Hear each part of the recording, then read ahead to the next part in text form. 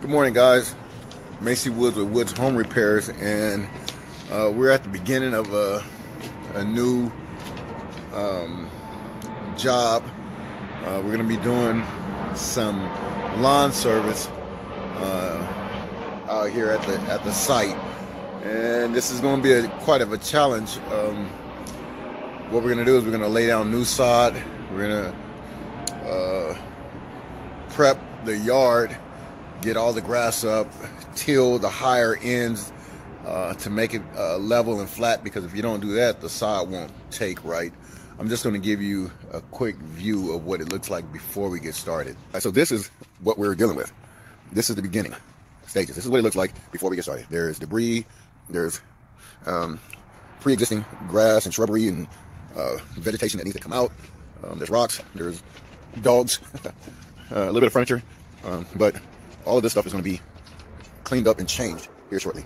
So stick around, you'll see how we do it. This is our second stage of the sod. All the weeds and dirt and everything has been removed. The top layer of it has been tilled and plowed. The little weeds underneath. And we're getting ready for the final stage, which is the laying of the sod. As you can see, we got a nice clean edge around the walk space, all the way around the whole area that we're going to be laying the sod down. And we're ready to go. And almost done with the sod. We're actually short a few pieces, about 5 pieces. But as you can see, we've got the majority of the backyard covered up. Everything looks good. It's all fresh, clean cut sod, so it should take pretty easily. But as you can see, everything looks great. It went down real smooth and easy. Didn't have too many complications. There was a couple of pieces that was a little irregularly cut, so it gave me a couple of gaps in my seams. But other than that, things went great. All we need to do now is just